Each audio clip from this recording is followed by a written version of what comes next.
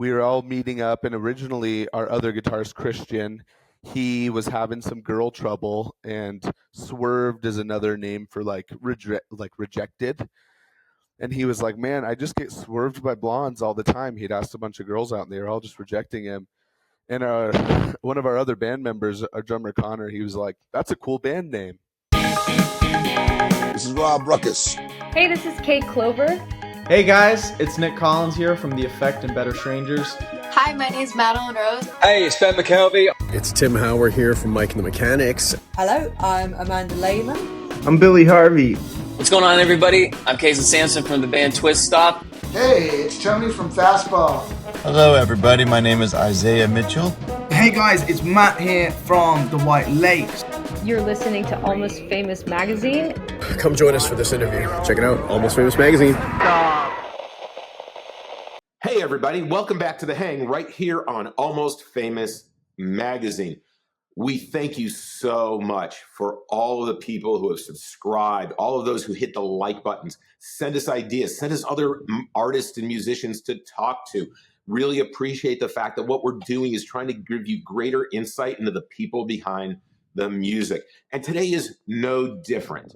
Now, it's been a little while since we've hit on some punk, so I'm super excited, not only because of Punk Rock Bowling has announced all its acts for 2025, and we hope to be there this year, but because we have another great pop punk band on The Hang today.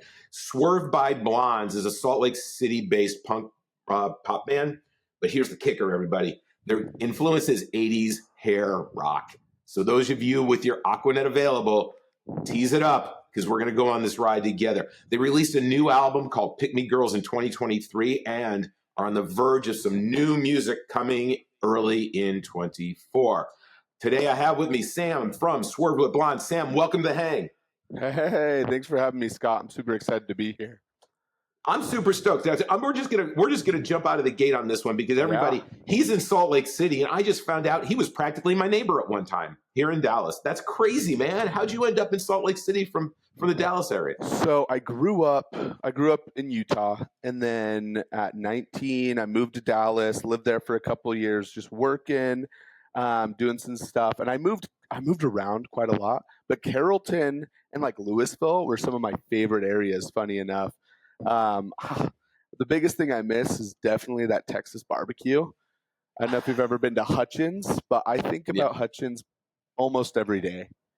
Yeah, Hutchins, Rudy's, Hard Eight. I mean, you name it, we've got barbecue here. Oh my goodness, yeah. Hard Eight is ridiculously good. Now, you know what? We're going to have to just stop right here because I'm getting hungry already. So Sam, tell me, with your moving around a lot when you were younger, you started out in Salt Lake City, in Utah. Did music find you, or did you find music? Tell us about that little spark that happened that created who you are today. So funny enough, I growing up was always into sports. So I played on like the basketball team in high school. And that was always like my focus. I was like, man, I want to go play college basketball. And then I remember being probably 16 or 17, and I couldn't sleep. And the only music I'd really like listened to a lot was like the stuff on the radio, and then like Eminem. Those were like the only things I would ever even think about listening to.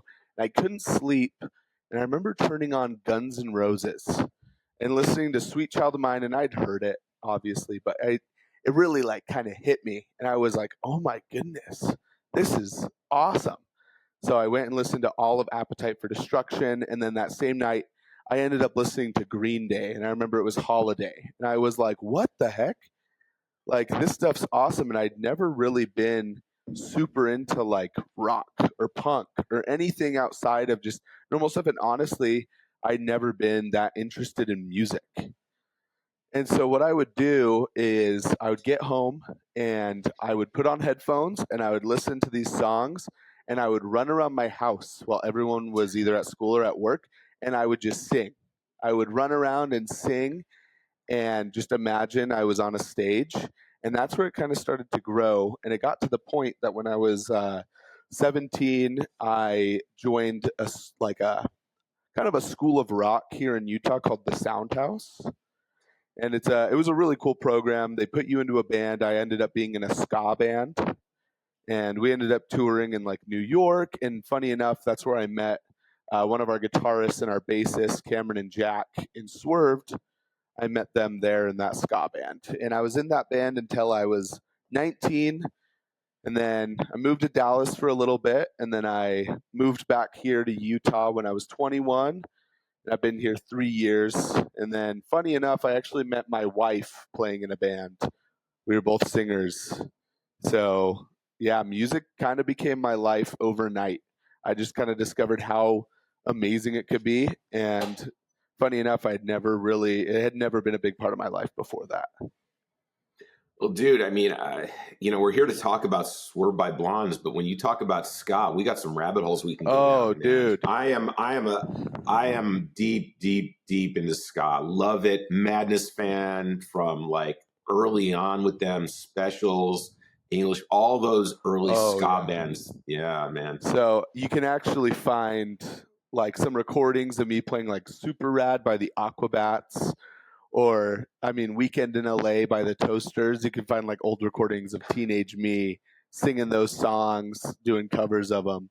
And yeah, but like I remember being 18 playing, which it was a Real Big Fish song. It was not Take On Me. It was Sellout. We were playing Sellout. And I remember someone in the audience somehow knew a member of Real Big Fish, and they like live streamed it and sent it to them. And I thought that was like the coolest thing ever. I was like, this is amazing. For all of you out there, go find these videos he's talking about. Throw them in the comments for us. It'll be interesting to see the young Sam doing ska. But we are here to talk about Swerved by Blondes, which my first question. Yeah. The name. Oh, yeah. What was the origin of this name? Because like Swerved by Blondes, I'm thinking, okay, are these guys just bad drivers? What's the situation here? How'd you guys come about the band name? Yeah, so we were all meeting up, and originally our other guitarist, Christian, he was having some girl trouble, and Swerved is another name for like rejected. And he was like, man, I just get swerved by blondes all the time. He'd asked a bunch of girls out, and they were all just rejecting him. And one of our other band members, our drummer Connor, he was like, that's a cool band name. And that was like it. So when we formed the band after I got home from Dallas, I remember our first rehearsal, and it was Christian. He was like, what about the name Swerved by Blondes? And I was like, that's perfect. That is awesome. And so that's where it all started, and we just kind of ran with it ever since. So you kind of had the band name before you had the band? Yeah, we started the band. We got the band name our first rehearsal before we all had played in bands together separately, but never like that whole group. All 5 of us had never played together until that first rehearsal. And so we were kind of bouncing ideas. We knew we wanted to, we were like, well, right now we're having fun. We're writing songs. We hope to be playing some shows sometime, but we were like, oh, let's just call ourselves Swerved by Blondes. And that was it. Yeah. That's awesome. So tell me, because you're the only one here with us today, here's your chance to brag on the other members of the band.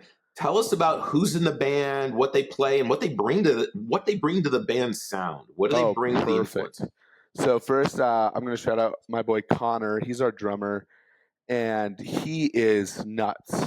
He's a 20-year-old kid, and he gets asked to play with local bands almost after every show. Like, it's become a regular thing that after we play with bands, that like people will come up and be like, hey, you want to come and go on this tour with us to play? He's just ridiculously good. And then we have Jack, our bassist, who he's also just so talented. He's super inspired by like jazz.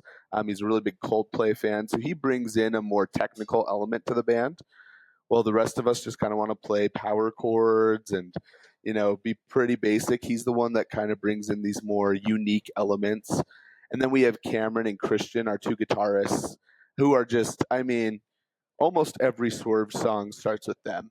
They are kind of the blood, sweat, and tears of the band, as in they write the riffs that we build upon. And funny enough, Cameron and Connor, our drummer, they're actually brothers. So Yeah. And I mean, we're all pretty young. I'm the oldest. I'm 24, and I think Cameron's also 24, but Connor's the youngest at 20, and then we all fit within that kind of age range right there. So now, when was the band formed? Because your album came out in 23. How much time were you guys together before you put the tracks down for the album? Yeah, so we wrote the whole album. We took about a year before so very end of like 21 is when we started like writing, and then we played our very first show end of 2022, and then released the album in 23. But we just wrote for pretty much a solid year before we did anything. So let me ask you this, because I'm not good at math, but I think there were 1, 2, 3, 4, 5 of you in the band, or 4? There's 5 of us. 5 of us. Okay, say my math is okay today. Yeah. You get this group of 5 people together. Yeah. And you're not playing out, but you're like, we're going to write some songs. Let's get into the songwriting process, because that's songwriting by 5 people collaborating together, and everybody has their wants and desires. How'd you guys work through that process so that everyone was kind of happy with the output and the direction of the songs, and on top of that, their influence into them? So I think first off, the biggest thing that helps is we all have a similar goal, right? We weren't hopping in, and some people are like, well, I want to play metal music. I want to play punk. I want to play rock. We all were like, we're a punk band. So that's where it started. And then the writing process is usually, I mean, it's changed over the years for sure. But when we first started, it would be listen to this cool riff, and then we'd all just kind of build on top of it. And if there was something, and I think this is the most important when it comes to songwriting as a group, when we didn't like something, we communicated. We'd have band meetings pretty frequently, and we still do. I mean, before rehearsals, we'll sit down and we'll talk for 30 minutes just about where we think the song should go, what we should change, like harmonies, melodies, everything we kind of want to fix about the song. We get out of the way before we get into it. So we have a good brainstorming session every time we write. I think that's awesome. I mean, when you first when you first put a group of people together, it can be very weird and awkward, but it sounds like you guys laid down the foundational groundwork of the rules of the road, which for any of you watching who are, putting a band together, that's great advice that Sam just gave you, because it's going to save you a lot of headaches. Mm-hmm. I mean, I've been in tons of bands before this one, and they all didn't work out because everyone had different visions. And I mean, another part is I feel like everyone in the band pulls their weight. That's another thing. You don't have members relying on other members to write their parts, or I'm never worried that no one's going to like rehearse, right? They never have to worry about me forgetting my lyrics for the most part, but I'm just kidding. Well, I mean, that dovetails into stuff we've heard here on The Hang before, is show up prepared, have your shit together. There's no easier way to lose the respect of your bandmates than be your own train wreck. 100%. And it's really clear. A lot of people think they can just like fake through a rehearsal, but I mean, like if you show up unprepared, everyone's gonna immediately know. So it's an easy way to get yourself kicked out of a band. It is. Hint, hint. So let's talk about the album. Yeah. Absolutely 110%. The riffs are amazing. They're absolutely amazing, because those hook you right into these songs. What I want you to do is describe the album, the sound and influence. Yeah. But also, for those of us who are watching who have never heard you guys before, give us a couple of highlights so that I'm going to dip my toe into it. What are some things that I want to look for that's really going to pull me into the rest of the album? Yeah, no, I love that question. So first off, our influences, mostly all pop punk. So a really, really big one is Sum 41. It's a huge influence. Obviously Blink and Green Day. But Sum 41 was really like kind of our inspiration, because that's a band we all just love so much. And so when we were writing, we wanted every song to be like a pop punk, like fast, quick, fun. The only song that's kind of different, that's I think is a big highlight of the album, is called Dark Side of the Sun. And that was, as you can probably tell, an influence from Pink Floyd. When we were writing it, we're like, this is way different than what we usually write. But we all just really dug the song, and I'm a huge Doors fan. I love the Doors, so I tried to do a little bit of like Jim Morrison vibes in there. So that one's a huge, really, really, really big influence, the Doors, on that song. And then another highlight I would say is to look into the lyrics. What I do with my songwriting is something that a lot of writers have done, is where I write the song and then I cut it up and I move all the verses around. That way the song has a more kind of mysterious feel, and you have to actually do like some digging to sometimes understand the meaning. So one of my favorite songs to do that with is our song Lollygagging, which is our end. It's the end of the album, and in my opinion, it's my favorite song off the album. And that song is really like, it has a pretty deep meaning. And I just think that's a fun song for people to go and kind of unlock and figure it out. No, that's awesome. So like super killer licks with thought-provoking, super killer licks with thought-provoking lyrics equals Swerved by Blondes. Yeah. But tell me, the 80s hair band influence, like tell me about that piece of it. Cause I mean, I get the other part of it, but where does the Aquanet come in? So that mostly comes from our guitarist Cameron. If you listen to like our song Broken, there is a killer guitar solo on there. And I mean, solos in punk songs are usually pretty short and usually pretty basic, but we wanted to give it like the Slash, almost Guns N' Roses, Eddie Van Halen, like just that shredding feel on these big guitar solos. So in Lollygagging and Broken, you can really hear those. And then in more of our new stuff, I kind of do more 80s type of singing. I try to sometimes copy Axl and his like high screechy voice. I just like to throw that in there sometimes. Give it a little bit of a different feel, you know. Well, speaking about your current writing, 2025 is going to be a really exciting year for you guys. You've got a new single coming out. What can you tell us about it? Yeah, so our new single that's coming out, it comes out January 18th. Don't want to spoil too much, but we have some gang vocals thrown in there, kind of a Beastie Boys influence, kind of mixed with like Fat Lip from Sum 41. And then it'll be the last song on our new EP, our EP Dead Inside with a Side of Fries. And then after that, we're just starting work, which we've already started work, but hopefully start recording some new songs for our new album that we're hoping to have out by 2026. Nice. So what else do you have besides writing in 25? Are there going to be some gigs coming up? Are you guys playing out? Oh, Where yeah. can we find you? Yeah, so at least in Utah, we're having a release show for the new single at the 18th at Kilby Court. People in Utah, especially Salt Lake, Kilby's a pretty famous name around there, so they'll know that. And then just playing kind of around the 4 states, Arizona, Colorado, New Mexico, getting some gigs here or there.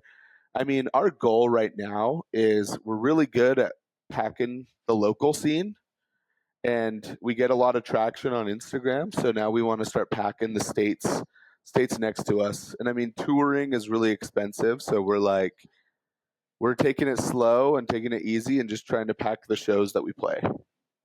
No, that's great. Now, I'm curious because you've thrown out a whole bunch of different influences that you've had. Yeah. Here's a curveball for you. Cool. If you as a musician, as an artist, as a creative, had an opportunity to go into a studio for one day with one other artist to create something, who would that be and why?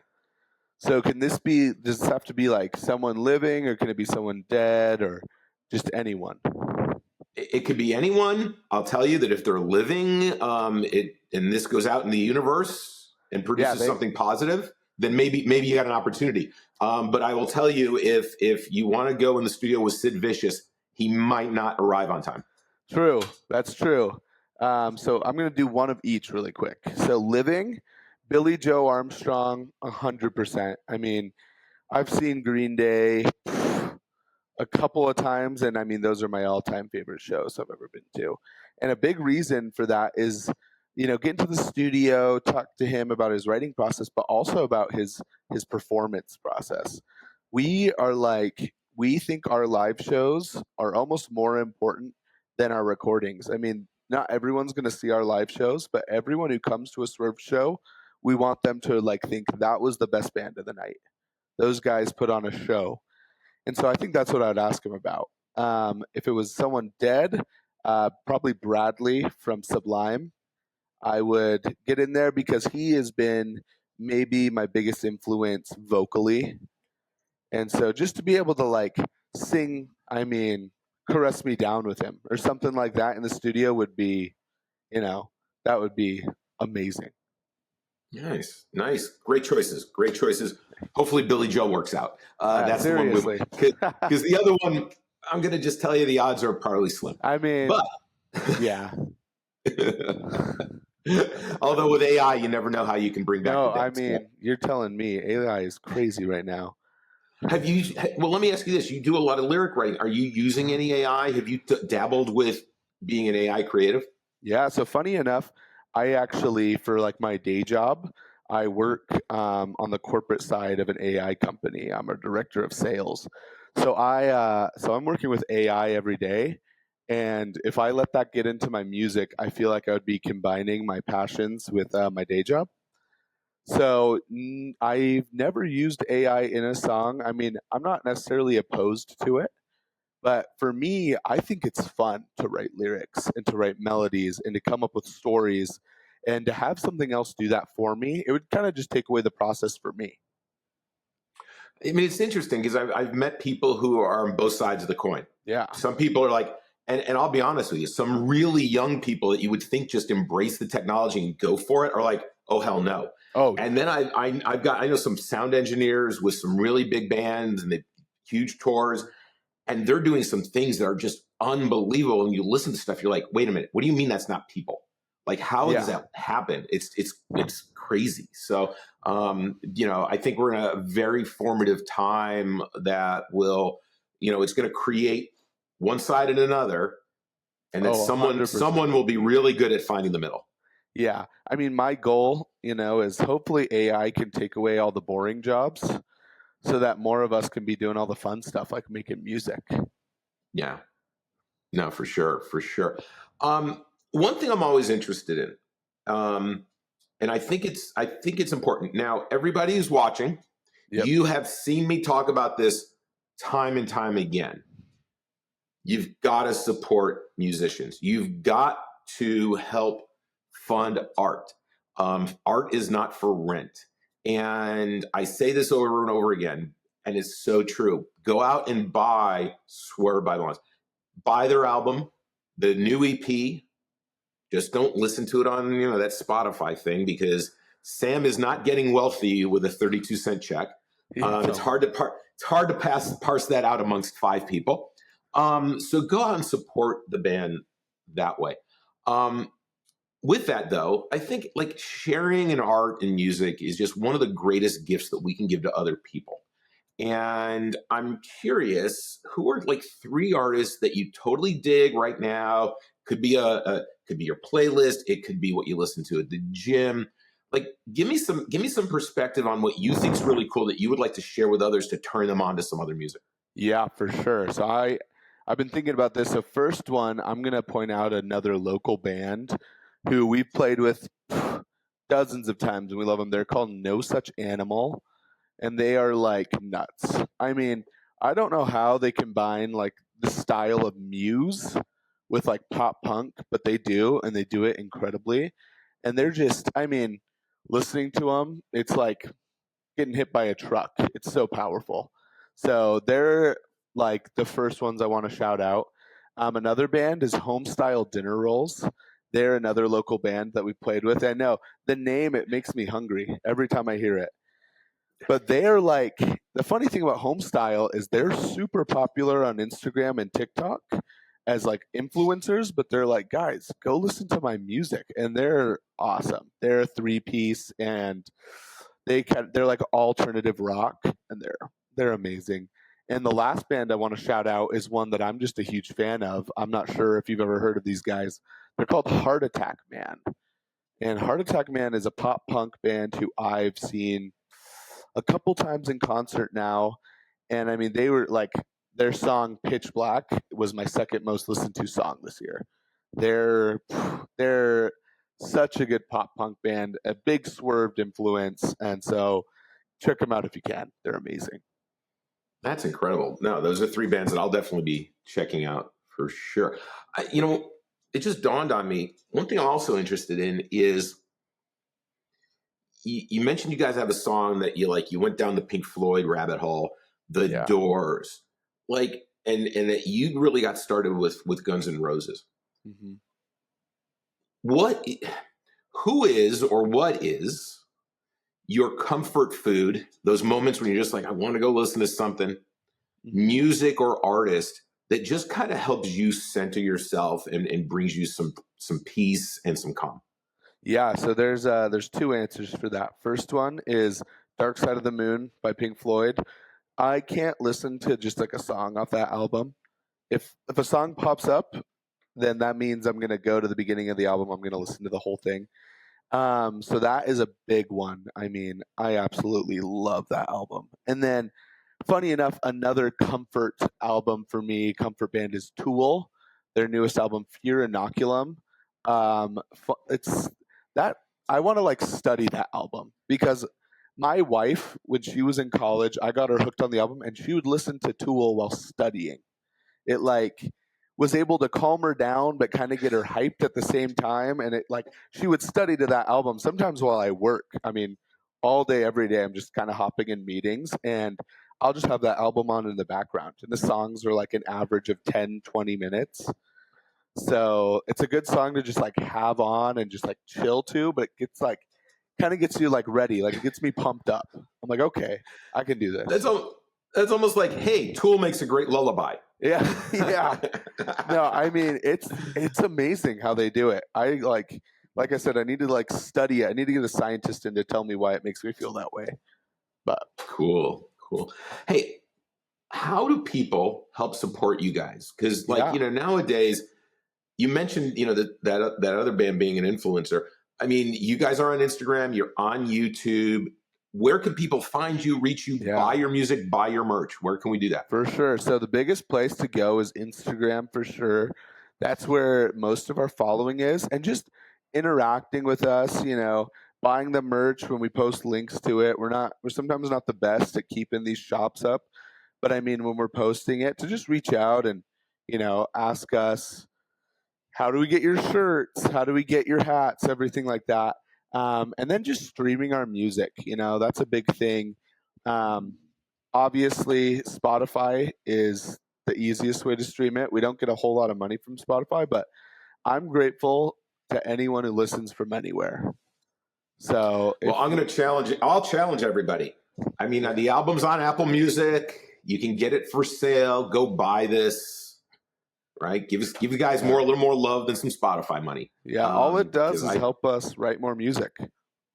Yeah. No, you guys got to support. You got to support bands, especially when you look at what Swerved by Blondes is doing, trying to build up that audience, build regionally, to build nationally. Please go out and help them. It's not expensive. It's not a lot of money, but then you get to own it and cherish it and have it at your disposal. So I'm a big fan of that. So although Sam wants you to go to Spotify, sample, go to a little salad bar, then go buy the meal. All right? Oh, yeah. So. I 100% agree, Scott. Here's what we're going to do. One of these days, we're going to get all the guys in the band together. Once you guys start the writing process, maybe about 6-8 months from now, you got everything in the mixing stage. We're going to get together with all the guys in the band. We're going to do this again, and we'll do some band back and forth, maybe a little band therapy type of thing, and really kind of dig into everybody's background and influence. Sound good? Oh, 100%.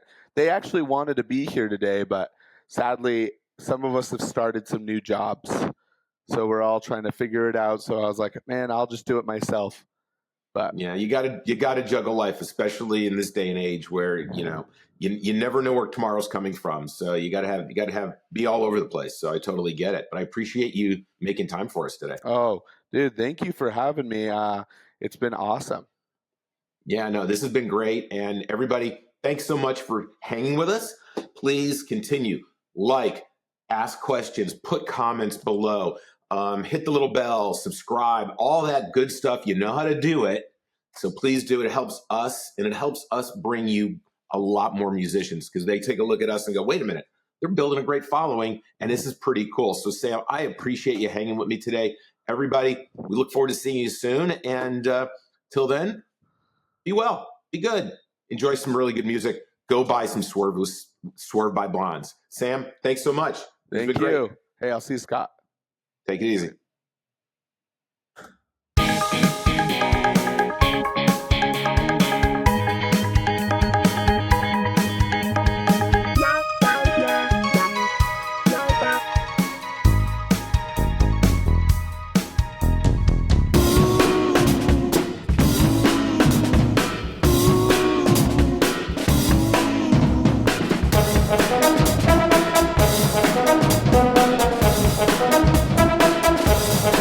Thank you.